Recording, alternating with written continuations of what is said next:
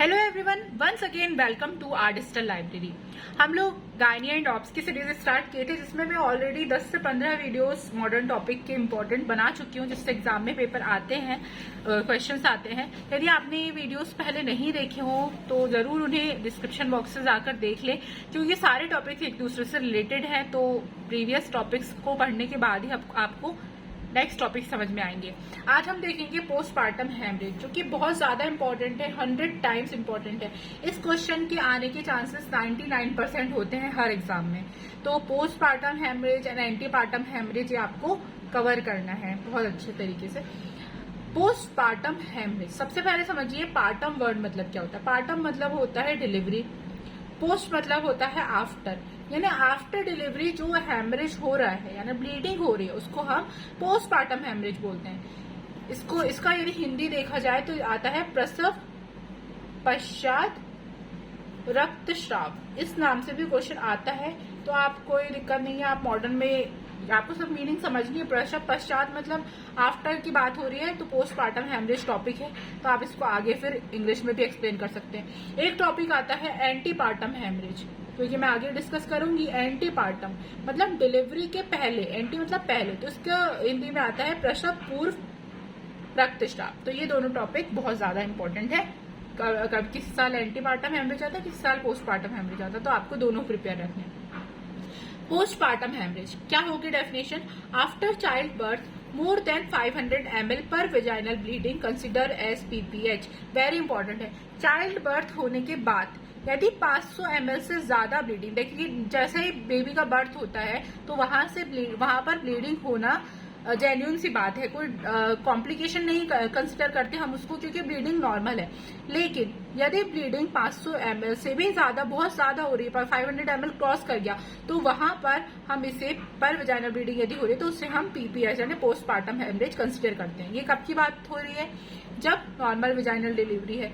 यदि caesarean section हुआ है किसी लेडी का, तो 100 ml से ज्यादा यदि होगा तो हम उसे पोस्टपार्टम हेमरेज के केस में कंसिडर करेंगे। बहुत इंपॉर्टेंट डेफिनेशन आपको एक्जैक्टली सेम ऐसे ही लिखनी है। देन आता है any amount of bleeding through genital tract effect on mother health status. किसी प्रकार की ब्लीडिंग यदि हैवी ब्लीडिंग हो रही है तो वो मदर की हेल्थ को इफेक्ट करेगी। इसके टाइप्स इंपॉर्टेंट है। टाइप्स होते हैं दो, प्राइमरी एंड सेकेंडरी। प्राइमरी कब हम बोलेंगे और सेकेंडरी कब हम बोलेंगे? प्राइमरी मतलब चाइल्ड बर्थ के विदिन 24 आवर्स तक बेबी का बर्थ हुआ, उससे ये लेकर 24 घंटे तक यदि ये 500 ml वाली कंडीशन आ रही है या सिजेरियन सेक्शन में 100 ml से ज्यादा वाली कंडीशन हो रही है, उसे हम प्राइमरी पीपीएच बोलेंगे। लेकिन after 24 hours till puerperium, puerperium period क्या होता है? तो बेबी के बर्थ से लेके 6 हफ्ते तक का पीरियड जो होता है उसे हम परप्यूरियम बोलते हैं। तो मान लीजिए ऐसा हुआ किसी लेडी के साथ कि उसने बेबी को बर्थ दी, एक दिन तक वो सही रही, कुछ भी उसको ब्लीडिंग नहीं है, नॉर्मल है, लेकिन उसके बाद उसको ब्लीडिंग स्टार्ट हुई है या दूसरे हफ्ते में हुई, तीसरे हफ्ते में हुई, तो वो सेकेंडरी पीपीएच की कंडीशन हो जाती है, जहां पर 500 ml से ज्यादा उसको ब्लड जा रहा है या 100 ml से ज्यादा ब्लड जा रहा है यदि उसका सिजेरियन सेक्शन हुआ हो। तो ये था डेफिनेशन एंड टाइप्स। पहला टाइप डिस्कस करते हैं, what is primary PPH. Primary PPH में लेबर की थर्ड स्टेज से लेकर प्लेसेंटा एक्सपल्शन तक की अवस्था में होता है। थर्ड स्टेज क्या था? तो अगेन मैं आपको बोल दूं कि ये वीडियो में एक्सप्लेन कर चुकी हूँ बहुत अच्छे से। पहले आपको वहां जाकर ये टॉपिक समझने होंगे अच्छी तरीके से, ताकि आप आगे के टॉपिक्स आसानी से समझ सकें। Third stage of total true labour की 4 स्टेजेस होती है। थर्ड स्टेज में क्या होता है? तो फीटस के बाहर आने तक से लेकर प्लेसेंटा के बाहर आने तक की स्टेज जो होती है वो थर्ड स्टेज के अंदर आती है। तो यहाँ पर प्राइमरी पीपीएच हम कब बोलेंगे?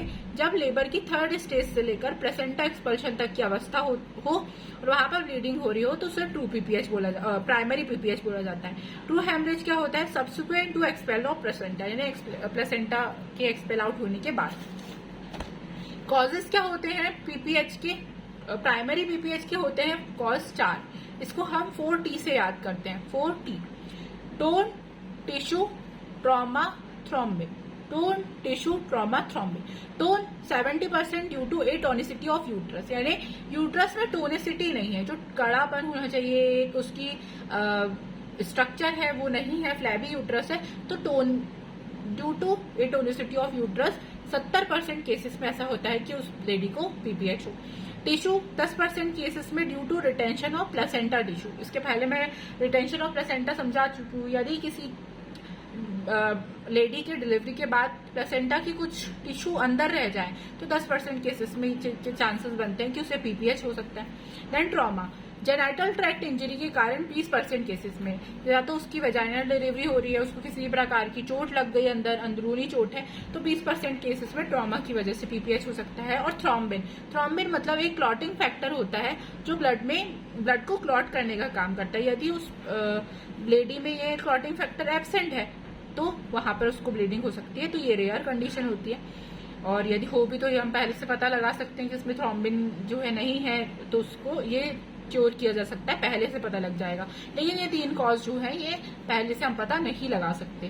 तो प्राइमरी पीपीएच के 4 कॉज हुए, 4T, tissue, tone, tissue, trauma, thrombin. अब हम इनको डिटेलिंग में समझते हैं। पहला है atonicity, found in following condition. क्या क्या कंडीशन में मिलेगी एटोनिसिटी ऑफ यूट्रस, यानी यूट्रस का जो अपनी एक कड़ापन था, एक उसकी अपनी स्ट्रक्चर था, वो चेंज हो गया। ग्रैंड मल्टीपेरा मतलब जिसके 5 से ज्यादा बच्चे हुए। ओवर डिस्टेंशन ऑफ यूट्रस, यानी यूट्रस जो है उसका साइज शेप सही से नहीं है। एनीमिया है लेडी को, ब्लड की कमी है। एनेस्थीसिया के कारण भी हो सकता है। ऑगमेंटेशन और reduction of labour by oxytocin, यानी ऑक्सीटोसिन से हमने लेबर को इंड्यूस किया। ये एक इंपॉर्टेंट टॉपिक है जो कि मैं आगे डिस्कस करूंगी डिटेल में। Precipitate labour, prolong labour, video already upload है, यानी बहुत उसका जो लेबर का टाइमिंग है जो कि हम नॉर्मल लेबर में से पढ़े थे उससे ज्यादा क्रॉस कर जा रहा है। कॉन्स्ट्रिक्शन रिंग बनी हुई है, या फिर यूट्रस जो है वो बाय बर्थ माल फॉर्म्ड है, यानी किसी की प्रकार की डिफॉर्मिटी है यूट्रस में, तो यहाँ पर यूट्रस की एटोनिसिटी देखी जाती है, और ये एक कॉज हो सकता है पीपीएच का। इसके अलावा भी एटोनिसिटी में यूट्राइन फाइब्रॉइड, यानी किसी भी प्रकार का कैंसर या फाइब्रॉइड प्रेजेंट है, ब्लैडर फुल है, या mismanagement of 3rd stage of labour है, तो यहाँ पर पीपीएच हो सकता है। टिश्यू के केसेस में क्या होगा, प्लेसेंटा के बिट्स जो है वो रिटेंड रह जाए तो ब्लीडिंग हो सकती है। ट्रॉमा में डिलीवरी के दौरान cervical trauma, uterine trauma, perineal trauma या वेजाइनल ट्रॉमा हो जाए। और थ्रोम्बिन में डिफिशियंसी ऑफ कोगुलेशन फैक्टर। अब हमें साइन एंड सिम्टम्स क्या क्या दिखेंगे, ये तो हमने कॉजेज देख लिए चारों। साइन एंड सिम्टम्स क्या क्या दिखते हैं, तो डिपेंड ऑन ब्लीडिंग कितनी हुई है उस पर डिपेंड करेगा। हार्ट रेट बढ़ सकता है, बढ़ेगा ही। रेस्पिरेशन रेट बढ़ेगा, फैंटिंग यानी चक्कर आ सकते हैं उसको। फिर कोल्ड, ठंडी पड़ जाएगी बॉडी क्योंकि बहुत ज्यादा ब्लड लॉस हुआ है। हाइपोटेंशन यानी ब्लड प्रेशर डाउन होगा। पेशेंट अनकॉन्शियस हो सकता है, और यदि ट्रीट नहीं किया गया तो डेथ भी हो सकती है। मैनेजमेंट कैसे करेंगे, ये पॉइंट हमारे लिए बहुत इंपॉर्टेंट है, और एग्जामिनर भी पहले इस पे फोकस करता है क्योंकि थर्ड ईयर में है हम लोग, तो हमें मैनेजमेंट बहुत अच्छे तरीके से आना चाहिए हर डिसीज का। तो मैनेजमेंट में डायग्नोज, सबसे पहले ब्लीडिंग का कॉज डायग्नोज करना है। If found cause then treat according to cause. सबसे पहले आपको कॉज फाउंड करना है कि चारों प्रकार में से कौन सा है, टिश्यू की वजह से, ट्रॉमा, थ्रोम्बिन या फिर टोनिसिटी। तो ये आपको पहले कॉज पता करना है, फिर उसके अकॉर्डिंग आपको ट्रीट करना है। Palpate uterus, if hardens and bleed continue so it may be due to trauma. यदि आपने यूट्रस को पाल्पेट किए, आपको फिर बहुत हार्ड यूट्रस दिख रहा है और ब्लीडिंग हो रही है, तो आपको समझना है कि किसी भी प्रकार का या इंस्ट्रूमेंट से या किसी भी प्रकार का ट्रॉमा वहां पर हुआ है, या फिर कॉज जो है एटोनिसिटी की वजह से हो सकता है। फिर हेमोस्टेटिक फेलियर, यदि वहां पर ब्लड क्लॉट नहीं हो पा रहा तो आपको हेमोस्टेसिस को मेंटेन करना है। हाइपोवोलेमिया को करेक्शन करना है। Then extra help, call for extra help, यानी आईवी ब्लड मैचिंग करके ब्लड जो है वहां पर ब्लड ट्रांसफ्यूजन के लिए प्रिपेयर रहना है।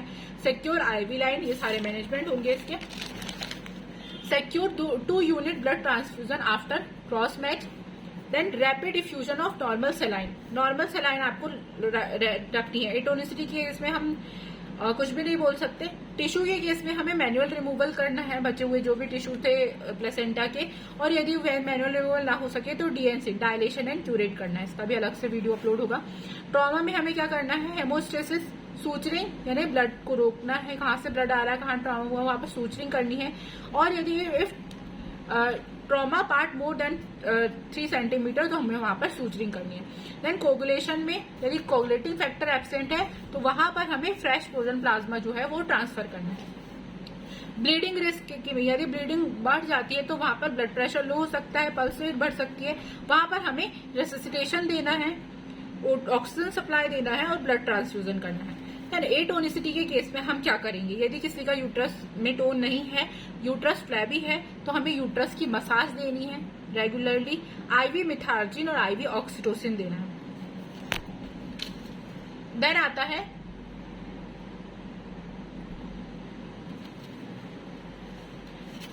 है कंटिन्यू ऑक्सीटोसिन कंटिन्यू करना है, then blood transfusion, then catheterisation. यानी एटोनिसिटी ऑफ यूट्रस में ऑक्सीटोसिन कंटिन्यू करके फिर आपको ब्लड ट्रांसफ्यूजन देना है और कैथराइजेशन करना है। फिर 15 ml prostaglandin F2 alpha 250 mg और टैबलेट मिजोप्रेस्ट 1000 mg देनी है पर रेक्टम के थ्रू। उसके बाद यदि हम क्या कर सकते हैं, यूट्राइन पैकेजिंग या टेम्पोनेट दे सकते हैं। पैकेजिंग या टेम्पन्स, जैसे कि पीरियड्स में टेम्पन्स यूज कर सकते हैं, उसी तरीके से हमें टाइट इंट्रायूट्राइन पैकेजिंग करनी है। टाइट इंट्रायूट्राइन पैकेजिंग मतलब जहां से ब्लीडिंग हो रही है उसको बहुत अच्छी तरीके से गॉज पीस या फिर टेम्पोनेट से पैक कर देना है। बाय मैनुअल कंप्रेशन करना है, यानी हाथ के हैंड के थ्रू से दबाकर रखना है। और ब्लैक ट्यूब इन्फ्लेशन मतलब एक ट्यूब होता है जिसको हम अंदर बलून लाइक उसको वेजाइना से इंसर्ट कराते हैं और उस वो जो ट्यूब है वो अंदर जाकर फूल जाता है, तो वो पूरे तरीके से जो यूट्रस है उसको कवर अप करता है। तो वहां से जो भी ब्लड वेसल्स ब्लॉक है, ब्लीड कर रही हैं, वो ब्लॉक्ड हो जाएंगी। तो वहां ये हम 3 केसेस कर सकते हैं यूट्राइन पैकेजिंग में, intra uterine packaging, bye manual compression और ब्लैक ट्यूब इन्फ्लेशन। देन फिर भी यदि ब्लीडिंग नहीं रुकी तो हम सर्जिकल मेथड अपनाते हैं। इसमें हम यूट्राइन आर्टरी का लाइगेशन कर देते हैं या फिर इंटरनल इलियक आर्टरी का लाइगेशन कर देते हैं, उसे टाइटनिंग कर देते हैं। पर फिर भी यदि ब्लीडिंग नहीं रुक रही है तो हमें लास्ट हमारे पास चांसेस होता है, क्योंकि हमें उस लेडी को बचाना है, तो हमें हिस्टेक्टोमी करनी पड़ती है। हिस्टेक्टोमी मतलब कंप्लीट रिमूवल ऑफ यूट्रस। अब ये तो हमारा पहला टाइप हो गया। अब सेकेंड टाइप क्या होगा, तो सेकेंडरी पीपीएच। सेकेंडरी पीपीएच में यह यूजुअली 8 से 14 दिन के अंदर होता है डिलीवरी के बाद, यानी आफ्टर डिलीवरी यदि 24 आवर्स के बाद ब्लीडिंग हो रही है टिल परप्यूरियम पीरियड यानी 6 वीक, उसे हम सेकेंडरी पीपीएच बोलते हैं। इसके कॉजेज क्या क्या हो सकते हैं, तो इरिटेंट्स बिट्स ऑफ मेम्ब्रेन यानी प्लेसेंटा जो है उसके कुछ पार्टिकल्स अंदर रह गए, या फिर आफ्टर डिलीवरी उसे किसी प्रकार का इन्फेक्शन हो गया, सर्वाइकोवेजाइनल लेसरेशन हो गया, डिलेड हीलिंग प्रोसेस यानी हीलिंग नहीं हो रही है, या फिर सेकेंडरी हेमरेज हो गया आफ्टर सिजेरियन सेक्शन। तो इन केसेस में सेकेंडरी पीपीएच हो सकता है, यानी जब लेडी घर चली गई अच्छे भले से रह गई है लेकिन उसके बाद उसको ब्लीडिंग हो रही है, तो that is secondary PPH. Diagnosis कैसे करेंगे, तो वो बताए कंप्लेंट लेकर आएगी कि ब्राइट रेड ब्लीडिंग है और पार्चुअल सर्वाइकल ओस जो है वो हमें फील हो रहा है बहुत अच्छे तरीके से, सेप्सिस या इन्फेक्शन है, उसके ब्लड के साथ कुछ पस के पार्टिकल्स भी दिखेंगे और हम सोनोग्राफी से वहां पर पता लगा सकते हैं। इसका मैनेजमेंट कैसे करना है हमें, तो ट्रांसफ्यूजन विथ मैचिंग यानी ब्लड ट्रांसफ्यूजन देना है क्योंकि उसको ब्लड की कमी होगी। Found out cause and rectified, जो भी ऊपर कॉजेज बताए गए हैं उनमें से क्या कॉज है ये हमें कंफर्म करना है। देन मिथार्जिन देनी है 0.2 mg इंट्रामस्कुलर, एंटीबायोटिक स्टार्ट करनी है और DNC यानी यदि किसी भी प्रकार का मेम्ब्रेन वहां पर है तो डायलेशन एंड क्यूटेज करना है। तो ये हमारा पीपीएच टॉपिक था, बहुत इंपॉर्टेंट था। आप नोट्स प्रिपेयर करते रहिए, आगे भी मैं इसी तरह के वीडियोस अपलोड करते रहूंगी। So stay connected with our digital library for more videos.